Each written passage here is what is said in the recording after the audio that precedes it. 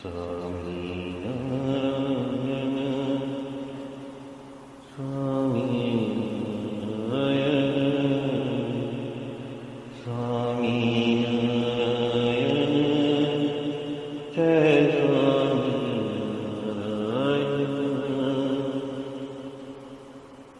स्वामीनारायण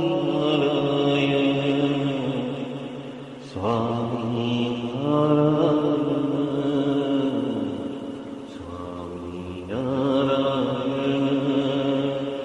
जय स्वामीनारायण स्वामीनारायण जय स्वामीनारायण स्वामीनारायण जय स्वामीनारायण स्वामीनारायण स्वामीनारायण स्वामीनारायण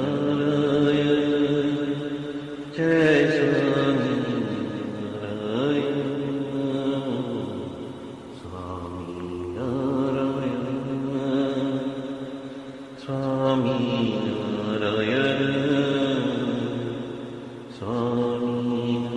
स्वामीनारायण जय स्वामीनारायण स्वामीनारायण स्वामीनारायण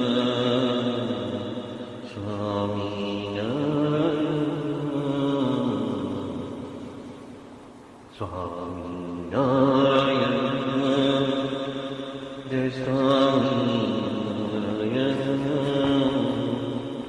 स्वामीनारायण जय स्वामीनारायण। सहजानंद स्वामी महाराज की जय जय जय। धाम धमी मुक्तों की जय जय जय। मुक्ताक्षर पुरुषोत्तम की जय जय जय। जे उत्पत्ति तथा स्थिति लय करे वेदो स्तुति उच्चरे। जे नरोम सुचिद्रमाणु समा ब्रह्मांड कोटि परे। माया काल रवि शशि सुरगणो आज्ञान लोपेक्षण। एवाक्षरधाम नाधिपति श्री स्वामीनारायण। महाध्यानाभ्यासं विदतमजस्त्रं भगवत पवित्रे सम्प्राप्तं। स्थितिमतिवरेकान्तिकवृषे सदानन्दं सारं परमहरिवार्ताव्यसनिनं। गुणातीतानन्दं मुनिवरमहं नौमि सततम्। अनेकेभ्यो सद्भ्यो विमलहरिविज्ञानदत्तं। भुविर्ब्राह्मी विद्या हरिवचनरूपामुदयतं। हरिध्यानासक्तं शुभगणमनाद्यक्षरमहं। गुणातीतानन्दं सकलगुरुमुदे मुनिवरम्। वाणी अमृत थी भरी मधुसमी संजीवनी लोकमा। दृष्टि मां भरी दिव्यता निरखता सुदिव्य भक्तो वधा। हय्ये भर्यु मीठू जननी सुने हास्य मुखे वस्यूं। ते श्री ज्ञान योगीराज गुरुने नित्ये नमो भावसु। जेनी अमृतवाणी तो वही रही साक्षात महिमा रूपे। जेनी ब्राह्मी स्थिति अहोलिन करे शुभव्यक्षरपदे शरणागत निज अल्प जीव सहुना श्रेयार्थ तत्पर रहे काका स्नेहल सिंधु दिव्य विभुने हयो तो वंदन करे।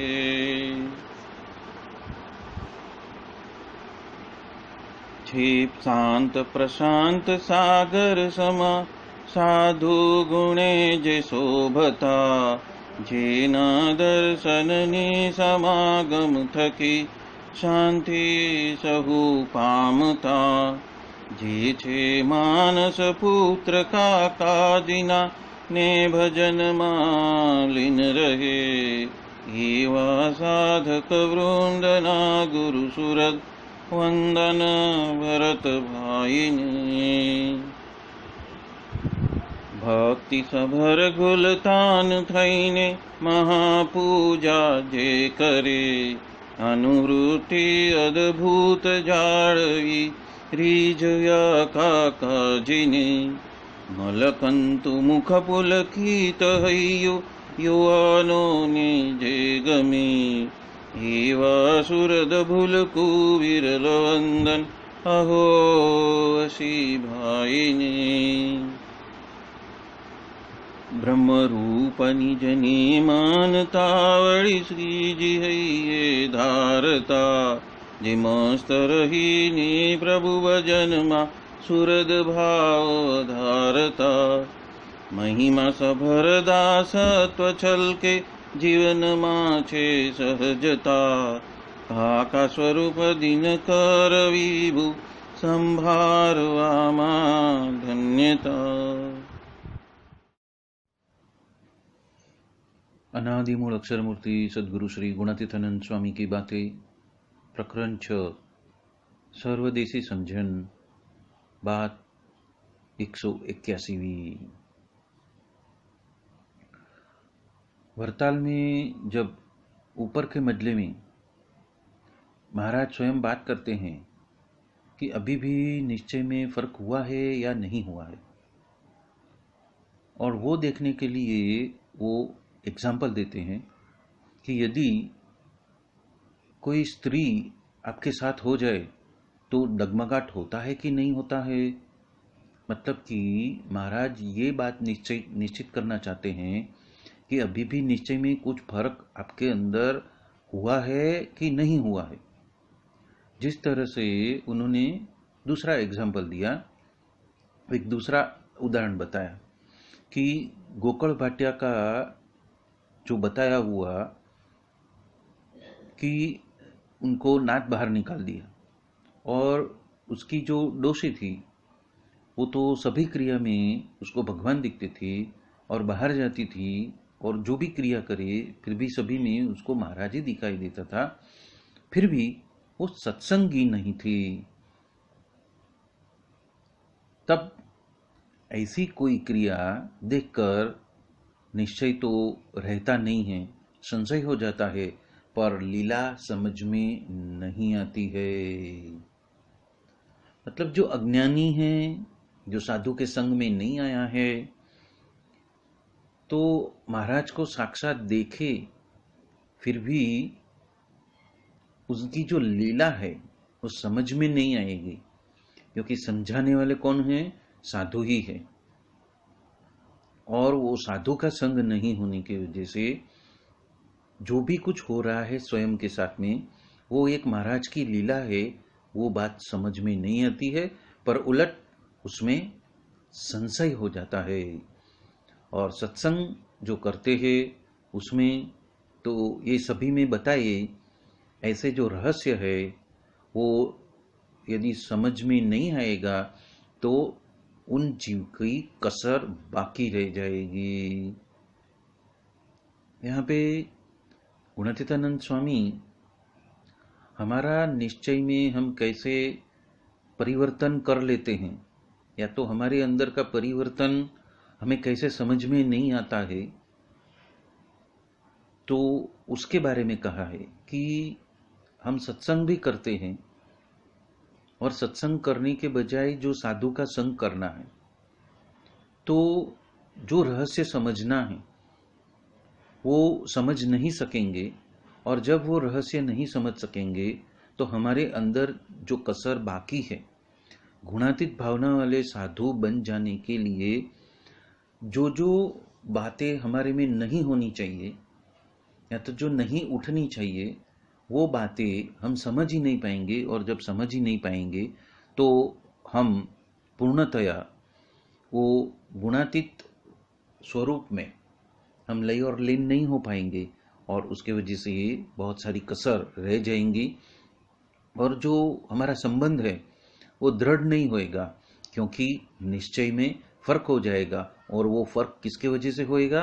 क्योंकि जो बात समझनी है, जिस तरह समझनी है, जिस स्वरूप में समझनी है, और जिस तरीके से उसको आत्मसात करनी है, ऐसे बातें बताने वाले साधु के साथ में हमारा संबंध, ऐसा रसबसता का जो संबंध है वो हुआ नहीं है। हम कपट मुक्त उन साधु के सामने नहीं हुए हैं, हम निर्दोष भुलकु नहीं बने हैं। वो निर्दोषता की या तो वो समझ की जो हमारे अंदर उणप है या तो जो काचप है, उसके वजह से ये कसर रह जाएगी। ये बात यहाँ पे गुणातीतानंद स्वामी भी कर रहे हैं, और श्रीजी महाराज भी अलग अलग उदाहरण देकर निश्चय में कैसे फर्क हो जाता है उसकी सूक्ष्म बात इस बात नंबर 181 में बता रहे हैं। इसी के साथ में हम बात नंबर 182 भी ले लेते हैं, क्योंकि दोनों बातों में एक ही बात के ऊपर गुणातीतानंद स्वामी प्रकाश डालना चाहते हैं। तो बात नंबर 81 में गुणातीतानंद स्वामी बता रहे हैं कि यह साधु का दर्शन करने की वजह से जो पंच महापाप है वो जल जाते हैं, पर पूर्ण महात्मा कहाँ पे जानने में आया है? यहाँ पे प्रश्न चिन्ह किया है गुणातीतानंद स्वामी ने। जिसको पहचानना है या तो जिसके सामने निष्कपट होके निर्दोष भुलकु बन के प्रस्तुत होना है, और उनका संबंध जो दृढ़ करना है, वो दृढ़ संबंध नहीं होने की वजह से हमें ऐसे साधुओं का, कैसे जो कि जो गुणातीतपणों को वो प्राप्त कर चुके हैं, वो गुणातीत भावना वाले साधु बन चुके हैं, उन्होंने अखंड महाराज को अपने अंदर धारण कर लिया है। वो सभी क्रियाओं में महाराज की मूर्ति के सामने ही देख के सारी क्रिया करते हैं, और वो उनके अभिप्राय को भी जानते हैं।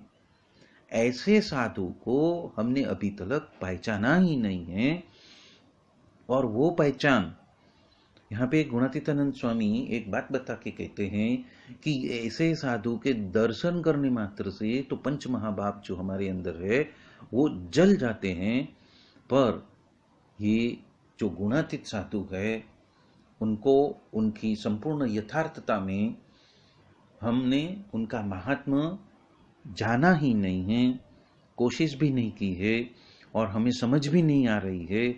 उसके वजह से गुणातीतानंद स्वामी ने ये बात नंबर 181 और 182 में ऐसे साधु के साथ की दृढ़ संबंध की बात कही है, और वो दृढ़ संबंध ऐसा होना चाहिए कि तत्पश्चात अपने निश्चय में फर्क आना नहीं चाहिए। वो बात यहाँ पे गुणातीतानंद स्वामी ये दोनों बातें कहकर हमें बता रहे हैं।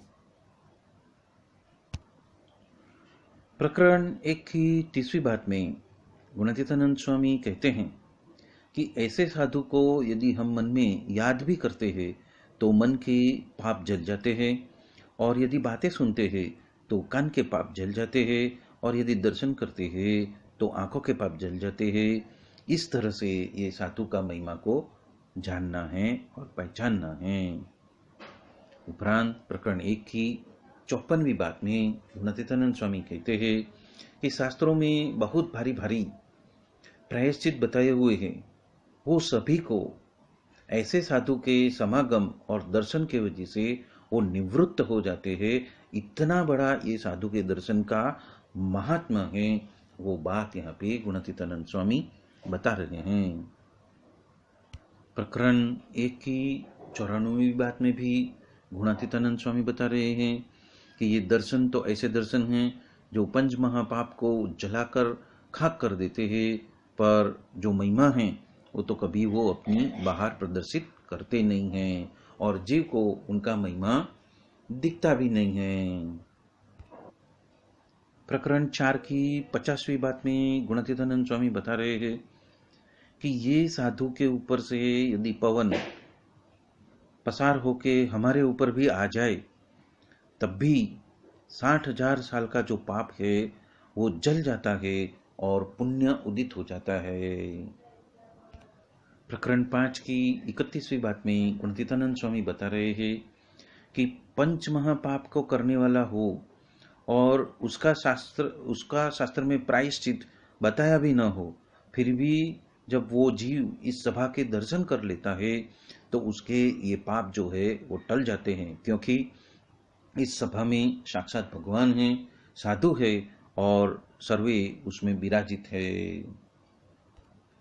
यहाँ पे जिस पंच महापाप की बात की है वो पंच महापाप यानी कि ब्रह्म हत्या यानी कि ब्राह्मण की हत्या, सुवर्ण की चोरी, सूरापान मतलब कि मदिरापान, गुरु स्त्री गमन, उपरांत ये 4 माही में से यदि किसी के अंदर ऐसे दुर्गुण हो, उसमें बसे हुए ऐसे किसी एक का भी संग किया तो वो भी एक पंच महापाप हो बन जाता है।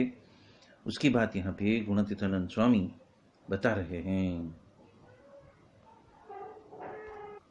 यहाँ पे पूर्ण महात्मा जानने की बात आई है, तो जिस अक्षर ब्रह्म सत्पुरुष के अनंत प्रकार के असाधारण ऐश्वर्य, सामर्थ्य, उपरांत अनंत कल्याणकारी दिव्य गुण और अनंत दिव्य सुख इत्यादि प्रकार का जो महिमा है, वो महिमा तो हम लंबे समय तक उनके साथ में रहकर दृढ़ संबंध बनाएंगे तो ही समझ में आएगा, वरना जो उनका जो पूरा महात्मा है वो तो जुज समय के संबंध के वजह से वो समझ में आने वाले नहीं हैं। वो बात यहाँ पे गुणातीतानंद स्वामी बता रहे हैं। प्रकरण 1 की 145वीं बात में गुणातीतानंद स्वामी बता रहे हैं कि हमारे साथ में तो रहते हैं और लाभ तो कहीं और है, ऐसा मानते हैं, तो उसको तो पहचानने में आने वाला नहीं है। ये दर्शन जो हो रहा है वो तो बहुत जन्म के पुण्य के उदय के वजह से हो रहा है, नहीं तो दर्शन होना ही शक्य नहीं है। और ये तो जैसा है वैसा जब प्रतीत होता है तो ये समय में अब घड़ी आप पागल हो सकते हो, पर पागल नहीं हो सकते, क्योंकि वो तो भगवान की इच्छा है। और ये दर्शन तो बहुत ही दुर्लभ है, पर बारिश जब बरसता है तब उसका महात्मा समझ में नहीं आता है, पर जब वो बरसना बंद कर दे तभी ही उसका महात्मा पता चलता है। और बरसात यदि नहीं आता है तो देह का दुख उत्पन्न होता है, और उसी तरह यदि ये साधु का जोग नहीं हो तो जीव में दुख होता है, और ये जोग नहीं हो तो उसको तो बाद में पछताना पड़ेगा। प्रकरण 6 के 218वीं बात में भी गुणातीतानंद स्वामी यही बता रहे हैं कि तप है, त्याग है, योग है, यज्ञ है, वो सबसे जो वश नहीं होते हैं, और वही जो महाराज है वो सत्संग की वजह से वश हो जाते हैं। ऐसा सत्संग हमें मिला है पर प्रतीत नहीं होता। ऐसा जोग मिलना और तत्पश्चात भी अन्य के पास में पहुंच जाना, वो तो उसको अभी कुछ यथार्थ महिमा समझ में आया नहीं है। उपरांत वे बता रहे हैं कि गुरु के गुण तो अपार है। साधु चंदन भावना शीतल छाई विशाल, मुक्त कहे तिहि परस से निर्विष होत विश्वाल। राज मिलियो कहा काज सरियो, यदि राजपाट भी मिल गया तो उससे क्या लाभ मिला, पर आपको जो संग मिला है साधु का वो पहचाना क्या। तो साचे संत मिले कमी काहू राही, साची सिखवे राम की रीत जी, परापार सोई परिब्रह्म जामी, ठहरावत के जीव के चित्तकु जी। ऐसे हैं। तो हम कितना बताएं, ये साधु के समागम के बिना मोक्ष होने वाला नहीं है। और उपरांत मध्य के 21वें वचनामृत में कहा है कि इतनी बात करनी है और पहचाननी है कि ऐसे साधु मिले हैं, वो तो एक मुद्दा जो है वो आपने जबे कर लिया, और जिसको पूर्व में संस्कार हुआ है वो भी ऐसे साधु के जोग के वजह से अभी भी जिसको होता है ऐसा ये साधु का जोग, इसलिए ये जोग कर लेना, मतलब पूर्व के पुण्य के हिसाब से या तो पूर्व संस्कार के वजह से ही ऐसे साधु का जोग मिल सकता है। और यदि मिला है तो ऐसे साधु का जोग कर लेना। संपूर्ण ब्रह्मांड में ऐसे साधु ढूंढ ढूंढ के भी लाओ तो कहाँ मिलेंगे। इसी तरह से हम सबको बिठा बिठा के बात कौन करने वाला है, साधु के बिना ये बात कौन समझाएगा, ये बात यहाँ पे गुणातीतानंद स्वामी ने प्रकरण 6 की 218वीं बात में बताई हुई है। ऐसे गुणातीत साधु की महिमा की बातें वचनामृत में श्री जी महाराज ने स्वयं गढ़ड़ा मध्य 54 में और गढ़ड़ा अंत्य के दूसरे अध्याय में उन्होंने ये बात सबको बताई हुई है। प्रकरण 1 की 17वीं बात में गुणातीतानंद स्वामी कहते हैं कि श्री जी महाराज ने स्वयं बताया है कि मैं जिस तरह सत्संग के वजह से वश होता हूँ, ऐसा तो तप, यज्ञ, योग, व्रत, दानातिक साधन के वजह से भी वश नहीं होता हूँ। तो वो सत्संग क्या है, तो कि जो बड़े एकांतिक साधु है उसको हाथ जोड़ते हैं और वो जैसा कहते हैं ऐसा करते हैं तो आपका कार्य सिद्ध हो जाएगा। प्रकरण 1 की 182वीं बात में गुणातीतानंद स्वामी बता रहे हैं कि जहाँ पे संत है वहाँ पे नियम है, धर्म है, ज्ञान है, और संत है वहाँ ही अनंत गुण है, और प्रभु भी वहाँ ही साक्षात विराजते हैं, और उसी वजह से तो जीव पवित्र होता है।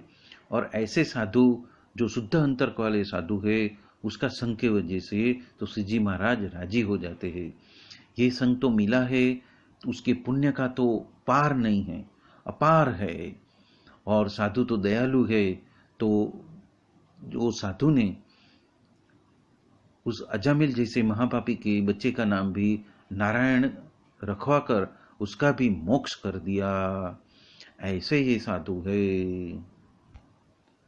प्रकरण 2 की 39वीं बात में गुणातीतानंद स्वामी कहते हैं कि बड़े बड़े संत का समागम तो भगवान के साथ में रहने से भी बहुत अधिक है, क्योंकि भगवान जब भी मनुष्य चरित्र करते हैं तो हमारे जीव की जो समझन की कसर है उसके वजह से तो संशय हो जाता है और बात जो है उलट हो जाती है, और उपरांत उसको तो देशकाल भी लग जाता है। पर यदि साधु का समागम करता है तो उसको देशकाल तो लगता नहीं है, और सच्ची समझ भी ये साधु ही देते हैं। और यदि ये साधु को राजी कर ले तो उनका अपार करुणा और उनका अपार ऐश्वर्य भी मुक्त के अंदर आता है, और उसके अंदर का सच्चा वैराग्य जो है वो जाग जाता है, और संसार में से भी वो मुक्त हो जाता है।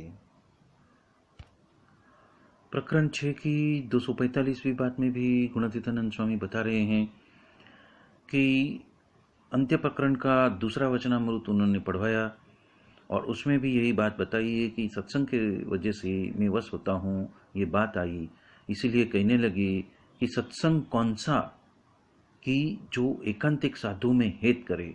तो वो साधु कैसे, तो कि वे साधु उद्धव जैसे, प्रहलाद जैसे, और ऐसे साधु की यदि हम सेवा करते हैं तो भगवान की सेवा किया है उतना बरोबर फल प्राप्त होता है। यदि हम उनको दुभाते हैं तो भगवान को हमने दुभाया है उतना पाप लगता है। ऐसी मर्म में बात यहाँ पे गुणातीतानंद स्वामी हम सबको बता रहे हैं। 7 की 16वीं बात में भी गुणातीतानंद स्वामी जो श्री जी महाराज ने स्वयं अपने मुख से जिस तरह की साधुओं की बात की है वो इस प्रकार है। जिस तरह से ये जो संत है उस संत को भाव से यदि आग्रह करके अन्न खिलाते हैं तो उसे तो कोटि यज्ञ का पुण्य प्राप्त हो जाता है और उसका मोक्ष होता है। और उनके चरण को यदि कोई स्पर्श करता है तो उसके कोटि जन्म के पाप नाश हो जाते हैं। और यदि कोई ऐसे साधु को भाव से वस्त्र अर्पण करते हैं तो उसका परम कल्याण हो जाता है। और जिन जिन नदी तालाब या कुएं में यदि आप स्नान करते हो तो सभी तीर्थरूप बन जाते हैं। और आप जिस वृक्ष के नीचे बैठे हो और जो वृक्ष का जो फल है आपने ग्रहण किया हो तो सभी का रूढ़ा हो जाता है। और यदि कोई भाव से आपका दर्शन करते हैं तो कोई आपको भाव से नमस्कार भी करते हैं, वो सभी के पाप का क्षय हो जाता है। उपरांत आप जिन जिन भक्तों को भगवान की बातें करते हो और किसी को नियम धराते हो तो उसका मोक्ष हो जाता है। इत्यादि जो सर्व आपकी क्रिया है वो तो निर्गुण है और जीव के कल्याण के लिए है। और ऐसे जो आपका महिमा वो किसके वजह से है, तो सभी से पर जो अक्षरधाम उसके पति ऐसा जो प्रत्यक्ष पुरुषोत्तम भगवान उसकी आप सभी ने साक्षात्कार की प्राप्ति हुई है और पुरुषोत्तम का आपका दृढ़ आश्रय हो चुका है। तो उस वजह से पुरुषोत्तम ये आपकी सभा में आकर बैठते हैं और आप सभी ने तो मूर्ति का प्रत्यक्ष स्वरूप भी देख रहे हैं, इसलिए आपको अभी कुछ करने का रहा नहीं है। पुरुषोत्तम के संबंध की वजह से ऐसी सब साधु का बड़ापन है। उपरांत अनंत कोटि ब्रह्मांड में जिस तरह से हमारा किया हुआ होता है, मतलब कि श्री जी महाराज का किया होता है, उसी तरह हमारे प्रताप से भी आपका भी इस अनंत कोटि ब्रह्मांड में आपका वचन के हिसाब से आपका संकल्प के हिसाब से होता है, पर वो आप जानते नहीं हो। ये बात श्री जी महाराज अपने गुणातीत साधु के बारे में बता रहे हैं। और फिर भी हमने ऐसे साधु को असमर्थ रखे हैं। उसका कारण वो है तो कि इस प्रत्यक्ष भगवान का सुख लेने के लिए ही आपका जो सामर्थ्य है उसमें कमी लाके रखी है। और यदि आपका जैसा सामर्थ्य है ऐसा यदि मैं दिखाने लगूं तो आपके सामने कोई भी लोग गणती में ही नहीं रहे, उसके वजह से जीव का कल्याण नहीं हो जाएगा। इसीलिए निर्भय होकर प्रत्यक्ष पुरुषोत्तम का भजन स्मरण कर लेना और ऐसे साधु का संग कर लेना, पर इस लोक के दुख के वजह से दुख समझना नहीं, दुखी होना नहीं। ये बात यहाँ पे गुणातीतानंद स्वामी हम सबको बता रहे हैं।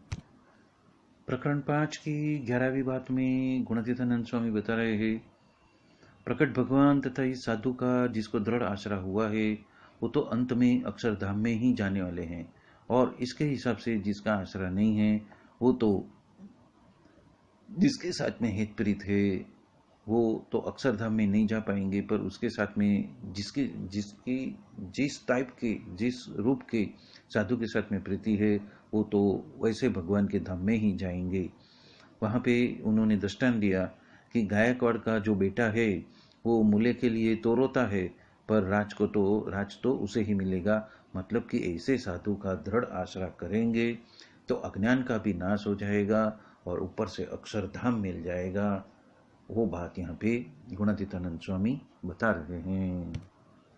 प्रकरण 11 की 168वीं बात में गुणातीतानंद स्वामी बता रहे हैं कि आग्रह रखकर ये साधु की कथा वार्ता में आप मन पिरो दोगे तो आज ही आत्यंतिक ज्ञान सिद्ध हो जाएगा, क्योंकि जो मूल ज्ञान देने वाले हैं वो तो आज आपको हाथों हाथ मिले हैं, मुखोन्मुख मिले हैं। प्रकरण 8 की 29वीं बात में गुणातीतानंद स्वामी बता रहे हैं कि श्री जी महाराज या फिर अक्षर ब्रह्म रूप साधु संत या फिर अक्षर रूप संत की जो साक्षात प्राप्ति के बिना कोई भी बारो बार यानी कि परोक्ष भाव से ब्रह्मरूप हो सकता नहीं है। और अहम ब्रह्मास्मि रटते रहने से भी कोई ब्रह्म नहीं हो जाता। उसी तरह साक्षात ब्रह्म स्वरूप संत के प्रगट सेवन, मनन और निधिध्यासन से जब ये जीव स्वयं को ब्रह्म रूप मानता है, तभी ही वो साक्षात ब्रह्म भाव को प्राप्त करता है और पुरुषोत्तम नारायण को वर्णी होता है। ऐसा बड़ा महिमा ये गुणातीत संतों का श्री जी महाराज ने बताया हुआ है। प्रकरण 11 की 177वीं बात में गुणातीतानंद स्वामी बात करते हैं कि सात्विक सद्गुरु को सेवन के किए बिना विषय के अंकुर जो है वो तो हइये में से निकलने वाले नहीं हैं और देश काल लगे बिना रहने वाला नहीं है। इसलिए प्रथम देह, लोक, भोग और विषय को हम जुटा कर देते हैं और तत्पश्चात जे के करना है वो तो हम आपके पास में करा लेते हैं। प्रकरण 12 की 194वीं बात में भी गुणातीतानंद स्वामी कहते हैं कि साधु होना है तो साधन तो रखना पड़ेगा। तो मुख्य साधन तो प्रकट भगवान जैसे है ऐसे की ही साधना और उनकी अनुवृत्ति में रहना। तो ऐसे साधु से ही महाराज को अन्य कुछ भी वहाला नहीं है, मतलब बहुत ही अति प्रिय नहीं है, और उसका भी वो ऐसे साधु के ही सम कहते थे। इस साधु में तो सभी गुण होते हैं, इसीलिए संसार में रहो या त्यागी में रहो पर साधु का सेवन तो करना ही है। और यदि आप साधुता बनने की राह पर हो और यदि आप साधु सेवन नहीं करेंगे तो उसमें रूढ़े गुण जो अच्छे गुण हैं वो विकसित नहीं हो पाएंगे। प्रकरण 8 में 7वीं बात में गुणातीतानंद स्वामी कहते हैं कि शिक्षापत्री में महाराज ने जो महिमा बताया है कि नित्य प्रत्यय ऐसे साधु का समागम क्यों करना है, तब सत्संग की मर्यादा के हिसाब से रहते हैं, फिर भी ये नित्य प्रत्यय साधु का समागम करने का कारण क्या है। तब श्री जी महाराज कहने लगे कि आप सभी सारे धर्म कर्म का पालन करते हो, पर यदि जो अशुभ देशकाल का योग हो जाता है तो धर्म में कचास रह जाती है, कमतरता आती है। और पूर्वे भी ब्रह्मा, शिव, बृहस्पति, नारद वगैरह को देशकाल लग चुके थे, तो वो तो साधु के समागम के बिना उनको लगे थे। उपरांत जो साधु का समागम यदि होता है तो अहिंसा और ब्रह्मचर्य रूपी जो स्वयं के वर्णाश्रम संबंधी जो सदाचार है वो दृढ़ता से पालन होता है तथा कोई आज्ञा का लोप न हो और उसको सत्संग अचल पायो हो जाए तो उसको कुछ भी धक्का नहीं लगता है और कोई विघ्न भी नहीं होता है। ऐसे लोगों को भी समागम करना है, क्योंकि स्तंभ से लेकर पुरुषोत्तम जो महाराज उस पर्यंत सभी के स्वरूप का जो ज्ञान वो साधु के समागम से ही होता है, तथा जो मूल पुरुष और मूल माया थकी मुक्त और जो पर ऐसे जो शुद्ध मुक्तात्मा तथा परमात्मा प्रत्यक्ष स्वरूप का जो साक्षात ज्ञान वो भी ऐसे साधु के समागम से ही प्राप्त होता है। उपरांत माइक जो सुख दुख वो सभी झूठे हो जाते हैं। अब ऐसा शुद्ध ज्ञान तो हो गया, पर प्रकृति पुरुष का कार्य मात्र उसके बारे में जो अनासक्ति रूप जैसा जो दृढ़ वैराग्य प्राप्त करना है वो तो साधु के समागम से ही प्राप्त होता है और उसके माध्यम से ही माइक आकार मात्र जुटे हो जाते हैं। उपरांत अति दृढ़ स्नेह के वजह से सभी प्रकार से भगवान में जुड़ना है। ऐसी जो दृढ़ भक्ति वो तो साधु के समागम से ही प्राप्त होती है और वही भगवान के स्वरूप, स्वभाव, गुण, ऐश्वर्य, विभूति, प्रताप, बल, तेज, ओजस वो सभी आदि वगैरह जो भी है वो अनवधिक अतिशय ऐसा जो भगवान का अपार अपार अपार अपार ऐसा जो महिमा है वो साधु के समागम के बिना समझ में आने वाला नहीं है।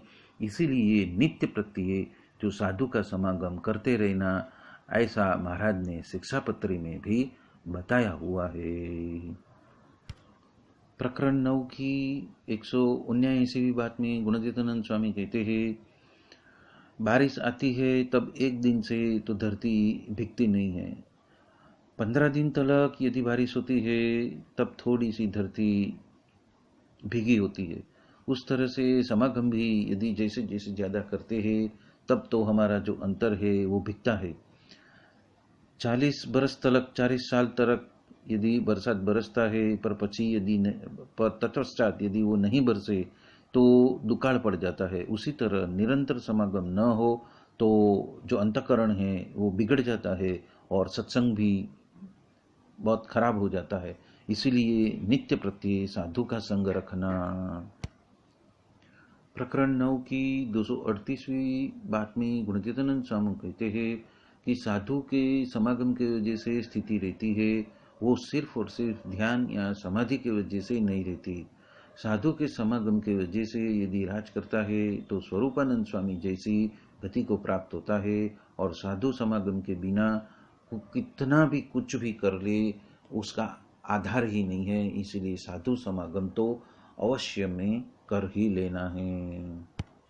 प्रकरण 9 की 274वीं बात में गुणतीतानंद स्वामी बता रहे हैं कि शिक्षा पत्री में भी महाराज ने बताया हुआ है कि नित्य प्रत्यय साधु का समागम करना। तब एक भक्त ने पूछ लिया कि साधु के बीच में हम बैठे हैं, रहते हैं तो भी समागम करना? तब उत्तर किया कि हाँ, तब भी समागम करना, क्योंकि बड़े के बारे में मनुष्य भाव यदि बरतता हो तो स्वयं में तो बहुत सारे दोष बचे हुए हैं, वो साधु के बिना कौन पहचान कराएगा। कभी भी भगवान के दर्शन होते हुए भी हो पर साधु नहीं मिले तो इतना दाखड़ा करके कौन आपको समझाने वाला है। प्रकरण 9 की 276वीं बात में भी गुणतीतानंद स्वामी बता रहे हैं कि शिष्य जब गुरु को मन सौंपता है तब उसमें गुण आता है। तो उसी तरह से प्रकट गुरु रूप हरि को जब हम मन सौंप देते हैं, समर्पित हो जाते हैं, तभी ही ब्रह्म विद्या की प्राप्ति होती है और भगवान में जोड़ देते हैं। तो उसके वजह से तो ये संसार और व्यवहार की कुछ बातें तो हमें दिखाई ही नहीं देती। पर ये किसको समझ में आती है? तो जिन्होंने पदार्थ बढ़ाने में या तो लड्डू खाने में आसक्ति नहीं होती है उसको ही समझ में आता है। यानी कि यहाँ पे गुणातीतानंद स्वामी कहना चाहते हैं कि ये संसारिक जो माया है उसके सब्जेक्ट और ऑब्जेक्ट में यदि हमारी जो आसक्ति है नहीं होएगी तब ही हम ये ब्रह्म विद्या की प्राप्ति कर सकेंगे। और वो गुरु हरि जैसे हम यदि उनको समर्पित हो जाएंगे, मन को समर्पित कर देंगे तो ही उसकी प्राप्ति होएगी और अन्य कुछ भगवान के सिवा अन्य कुछ दिखाई नहीं देगा। बोलो सहजानंद स्वामी महाराज की जय जय जय। धाम धामी मुक्तो की जय जय जय। सर्वगुणातीत स्वरूपों की जय जय जय। मुक्ताक्षर पुरुषोत्तम की जय जय जय। आप सभी को जय स्वामी नारायण।